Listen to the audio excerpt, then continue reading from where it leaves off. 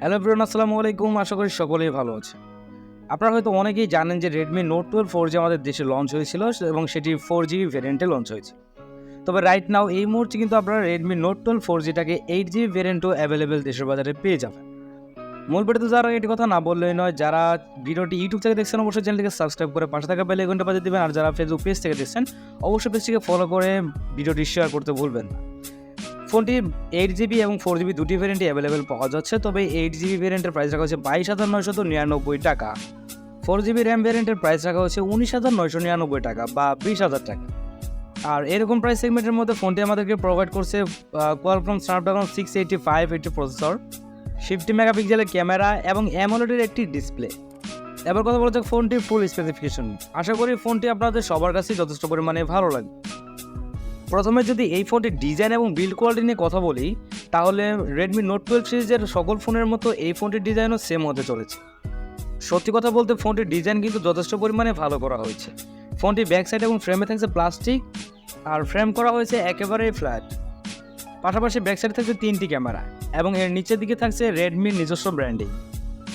Redmi তাদের এই ফোনটিতে IP53 ডাস্ট এবং প্লেস প্রোটেকশন দিয়েছে, যার কারণে হালকা পানির ছিটা কিন্তু এই ফোনটিতে প্রবেশ করবে না। আর ফোনটি কিন্তু যথেষ্ট স্লিম এবং লাইট ওয়েট।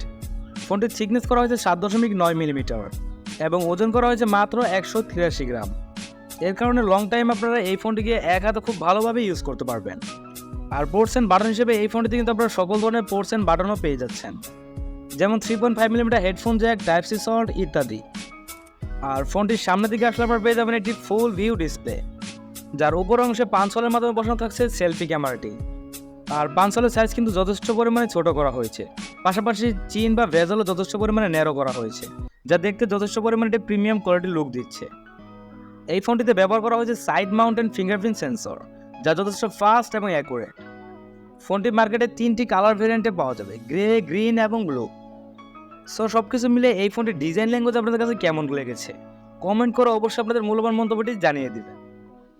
এই ফোনটির ডিসপ্লে সেকশনে কথা বলতে গেলে এখানে কিন্তু একটি চমকপ্রদ আকর্ষণ রয়েছে, যার ডিসপ্লে সেকশনে থাকছে 6.67 ইঞ্চের একটি ফুল এইচডি প্লাসের ডিসপ্লে, যাতে থাকছে 120 হার্জের রিফ্রেশ রেট, যা একটি ফুল এইচডি প্লাসের ডিসপ্লে, যার রেজলিউশন হিসেবে থাকছে 1080x2400 পিক্সেল এবং আরও থাকছে 395 ppi ডেনসিটি। পাশাপাশি থাকছে ডিসপ্লে প্রোটেকশনে কর্নিং গোল্ড গ্লাস 3। আর যেহেতু এখানে 120 হার্জের রিফ্রেশ রেট ব্যবহার করা হয়েছে, সেহেতু কিন্তু এখানে আপনি টাচ রেসপন্স যথেষ্ট পরিমাণে স্মুথ লেভেলে পেয়ে যাবেন। আর সেই ক্ষেত্রে গেমিং লাভারদের জন্য এই ফোনটি কিন্তু বেস্ট একটি ফোন হতে পারে। এবং আরও থাকছে 1200 নিট পিক ব্রাইটনেস, যার কারণে কিন্তু আপনি ফোনটি আউটডোরে খুব ভালোভাবে ইউজ করতে পারবেন। সেই ক্ষেত্রে কোনো প্রকার ব্রাইটনেসের ঘাটতি ফিল করবেন না। আর অ্যামোলেড প্যানেল হওয়ার কারণে কিন্তু এই ডিসপ্লেতে যে কোনো প্রকার কন্টেন্ট প্লে করলে আপনি শার্পনেসের ঘাটতিটা ফিল করবেন না। তবে একটি কথা না বললেই না, যারা ভিডিওটি ইউটিউব থেকে দেখছেন অবশ্যই চ্যানেলটিকে সাবস্ক্রাইব করে দিবেন, আর যারা ভিডিওটি ফেসবুক পেজ থেকে দেখছেন অবশ্যই পেজটিকে ফলো করে দিবেন। আর ফোনটির অপারেটিং সিস্টেম থাকছে অ্যান্ড্রয়েড 13, যার ব্যাকএন্ডে থাকছে MIUI 14।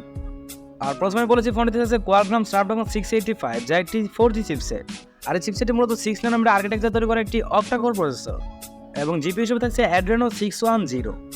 দর্শক বন্ধুরা, এই চিপসেটটি কিন্তু একটি পাওয়ার এফিশিয়েন্ট চিপসেট, যার কারণে কিন্তু আপনি যে কোনো প্রকার হাই গ্রাফিক্সের কন্টেন্ট থেকে শুরু করে হাই গ্রাফিক্সের গেমগুলোকে ইজিলি প্লে করতে পারবেন।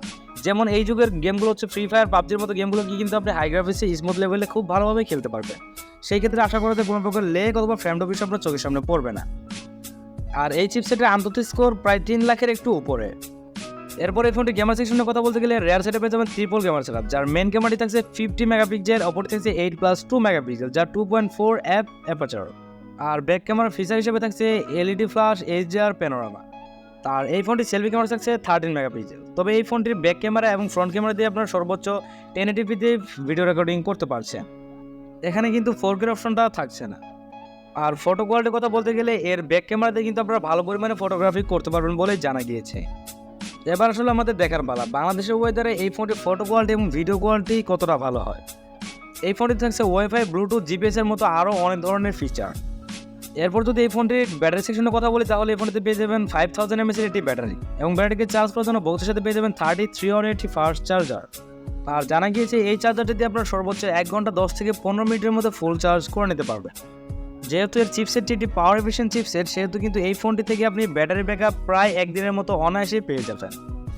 আর আপনি যদি নর্মাল ইউজার হন, সেই ক্ষেত্রে কিন্তু এই ফোনটি আপনাকে 1.5 দিনের উপরে ব্যাটারি ব্যাকআপ দিবে। সো ওভারঅল দর্শক বন্ধুরা, আপনারা বুঝতে পারছেন এই ফোনটি আপনাদের জন্য কেমন হবে, আর ফোনটির দেশের প্রাইস কেমন রাখা হচ্ছে সেটা সম্পর্কে কিন্তু আমি প্রথমে বলে দিয়েছি। এখন কথা হচ্ছে এই ফোনটি আনঅফিসিয়াল পাওয়া যায় কিনা। হ্যাঁ, ফোনটি এই বর্তমানে দেশের বাজারে আনঅফিসিয়ালে পাওয়া যাচ্ছে, যার 6GB ভ্যারিয়েন্টের প্রাইস থাকছে 20,500 টাকা এবং 8GB ভ্যারিয়েন্টের প্রাইস থাকছে 21,500 টাকা। সো আমার মতে যারা অফিসিয়াল ফোন নিতে চান তারা কিন্তু নিতে পারেন, আর পাশাপাশি যারা আনঅফিসিয়াল নিতে চান তারাও কিন্তু চাইলে এই ফোনটি নিতে পারেন। সেক্ষেত্রে আশা করি কোনো প্রকার প্রবলেম হবে না, বরঞ্চ কিছু প্রাইস কম পাচ্ছেন। আশা করি আজকের এই ভিডিওটি আপনাদের কাছে যথেষ্ট পরিমাণে ভালো লেগেছে। যদি ভালো লাগে থাকে অবশ্যই চ্যানেলটিকে সাবস্ক্রাইব করে দেবেন, আর যারা ফেসবুক থেকে দেখছেন অবশ্যই পেজটিকে ফলো করে দিবেন। ধন্যবাদ সবাইকে, ভালো থাকবেন, সুস্থ থাকবেন, দেখা হবে অন্য কোনো দিন অন্য কোনো ভিডিওতে।